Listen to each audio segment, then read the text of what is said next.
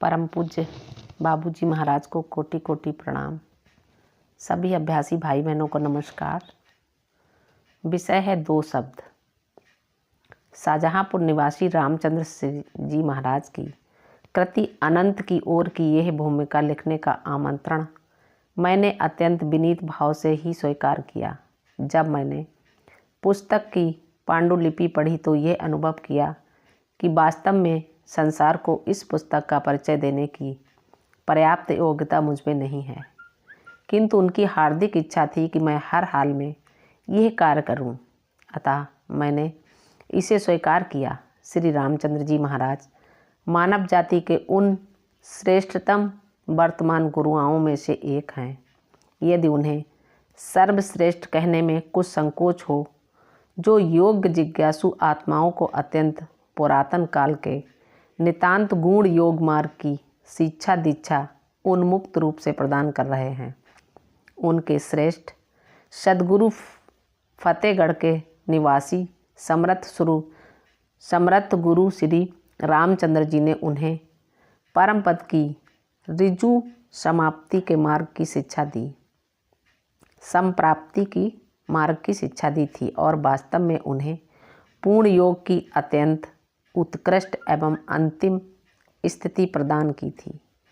इस योग का सबसे महत्वपूर्ण अंग ऐसे गुरु का सर्वो उत्कृष्ट कार्य है जिसने वह उच्चतम स्थिति प्राप्त कर ली हो जिसे अनंत असीम अथवा परम पद की संज्ञा प्रदान की जाती है। ये दुख का विषय है कि दार्शनिक लोग असीम की बात तो करते हैं, किंतु उसकी प्राप्ति के प्रयास से विचित्र बौद्धिक पलायनों द्वारा तुरंत विरक्त हो जाते हैं और वेदांत श्रुति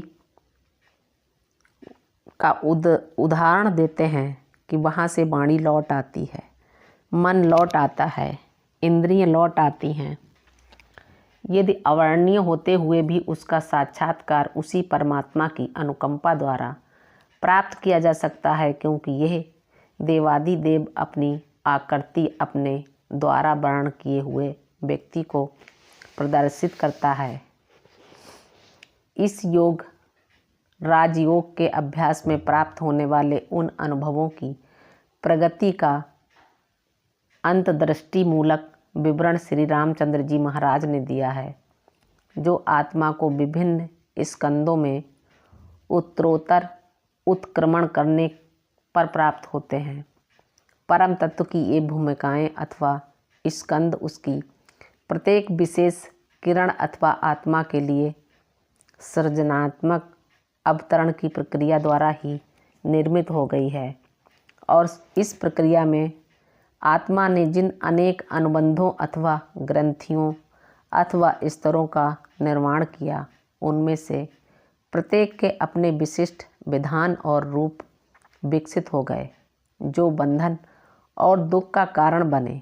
जिस आत्मा ने इस प्रकार अपने अवतरण का निर्माण किया, उसका पुनरावर्तन अर्थात पुनरागमन के लिए प्रयत्नशील होना अनिवार्य ही है। अवतरण के सोपानों स्कंदों की चेतना विस्मृत हो जाने के कारण आत्मा के लिए यही मार्ग अब अवशिष्ट रह जाता है कि वह किसी ऐसे की खोज करे जिसे न केवल इन सोपानों का ज्ञान प्राप्त हो, अपितु जो स्वयं परम पद से आगे पहुंच चुका हो और दूसरों को यौगिक प्राणहुति द्वारा एक स्कंद से दूसरे स्कंद तक ले जा सके। क्योंकि किसी ऐसे व्यक्ति के विषय में सदैव गंभीर संदेह बना रहेगा जिसने थोड़ी दूर तक उत्क्रमण तो किया हो, किंतु अस्तित्व के किसी ऐसे उच्चतर अनुबंध ग्रंथि में उलझ गया हो जो उसे उच्चतर व्रत अथवा चक्र में केवल घुमा रहा हो। भले ही वह व्रत अथवा चक्र हमारी मानवीय स्थिति से कितना ही आगे क्यों न हो। श्री रामचंद्र जी की सूक्ष्म एवं सुस्पष्ट दृष्टि ये बतलाती है कि इन अनुबंधनों ग्रंथियों के वास्तविक स्वरूप को समझकर उनका अवशेष विलयन एवं उससे उच्चतर प्रकार की स्वरूपता और संयोजता प्राप्त करके उन ग्रंथियों का अविलंब अतिक्रमण किया जाना चाहिए। इन अनुबंधों, ग्रंथियों अथवा अस्तित्व के व्रतों के अतिक्रमण की विधि और जिस आनंद ने पहले अवतरण का निर्माण किया था और अब उत्क्रमण में सहायक हो रहा है, उसकी विभिन्न प्रकार की अनुभूतियों के वर्णन की मौलिकता सर्वथा नवीन पद्धति प्रस्तुत करती है, जिससे अब तक का दुष्प्रयाय योग साहित्य नितांत अपरिचित रहा है। कई उपनिषदों में भूमिकाओं, सप्त भूमिकाओं एवं अनुबंधनों के वर्ण तो मिलते हैं, किंतु उनके स्वरूप, अस्तित्व एवं ज्ञान की स्थिति की मनोवैज्ञानिक उत्पत्ति कहीं नहीं पाई जाती। श्री रामचंद्र जी ने 13 ग्रंथियों का विवरण देकर उन पर अद्भुत प्रकाश डाला है।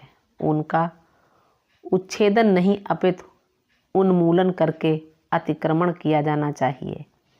वे सभी से आगे पहुंचकर अस्तित्व के ऐसे उच्चतर स्तर दिखलाते हैं जो समस्त ज्ञान भूमिकाओं का अतिक्रमण कर चुकने पर उन सर्वोत्कृष्ट सर्वतीत स्थितियों तक उत्पन्न होते हैं जो केवल मानव के लिए प्रशासत हैं, किंतु उन स्तरों पर मनुष्य की आत्मा उन सब का अतिक्रमण कर जाएगी जिसके लिए मानवीय विशेषण का प्रयोग हो सकता है और अंतिम अस्तित्व को प्राप्त हो जाएगी।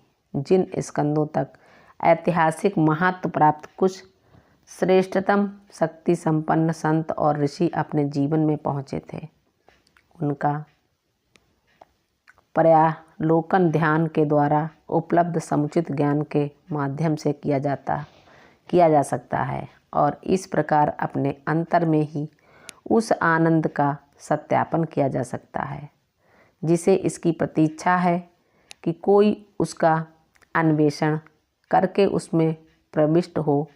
इस पुस्तक में हम एक ऐसे सर्वोत्कृष्ट सद्गुरु की प्रामाणिक वाणी का पर्यालोकन करते हैं जिनका मानव के प्रति प्रेम उस सभी का अतिक्रमण करता है जो किसी को ज्ञात है। आंतरिक संघर्षों के इस युग में व्यक्ति को कल्याणों उन्मुख किए बिना विश्व कल्याण के स्वर नाद करना तो सरल है, किंतु यह चिंतन सत्य है कि व्यक्ति की समस्या ही विश्व की समस्या है। वे लोग जो सर्व मुक्ति के पक्ष का समर्थन करते हैं कदाचित ही कभी स्वयं अपनी मुक्ति, स्वतंत्रता अथवा उत्थान की प्राप्ति के लिए प्रयास करते हैं, किंतु यह सत्य है कि व्यक्ति का उत्थान विश्व समाविष्ट के उत्थान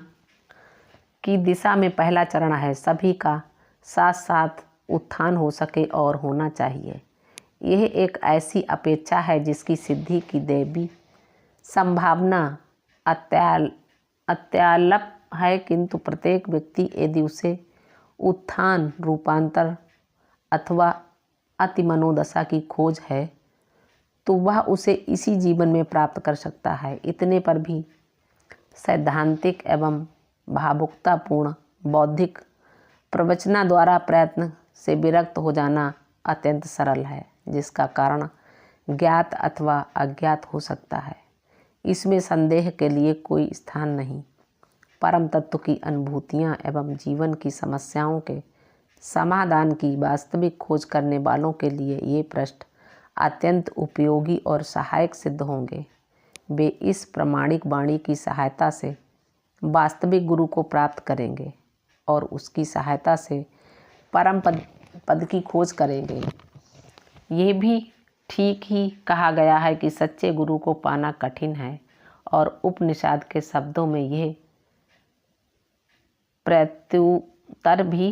प्रत्युत्तर भी दिया जा सकता है कि यह एक सच्चे शिष्य को पाना भी उतना कठिन है।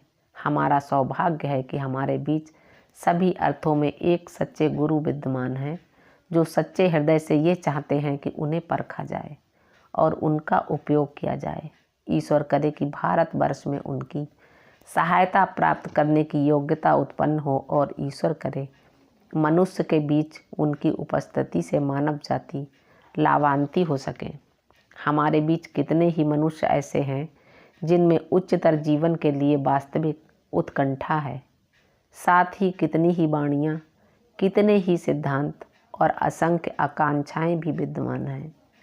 यह सुस्पष्ट है कि आध्यात्मिक समाधान ही वास्तविक समाधान हो सकता है और जिसने सच्ची आध्यात्मिकता की खोज की हो उसके अतिरिक्त कोई भी अन्य व्यक्ति मानव जाति के पुनः संगठन तो क्या पुनः उत्थान में भी सहायक नहीं हो सकता।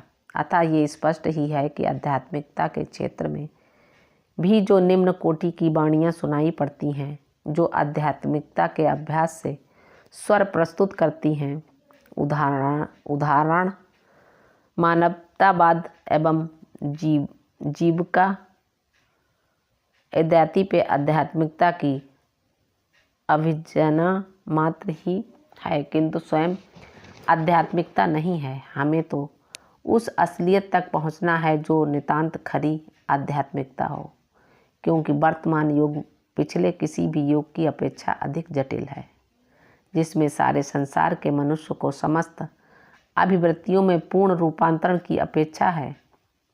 सच्ची आध्यात्मिकता ही संसार में सच्ची एकता उत्पन्न कर सकती है। अन्य सभी अंतर्राष्ट्रीय एवं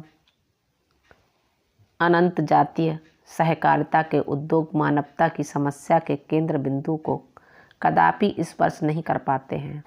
अतः गंभीर प्रकृति के मनुष्य का यह परम कर्तव्य हो जाता है कि वास्तविक एवं अंतिम वस्तु की खोज करें।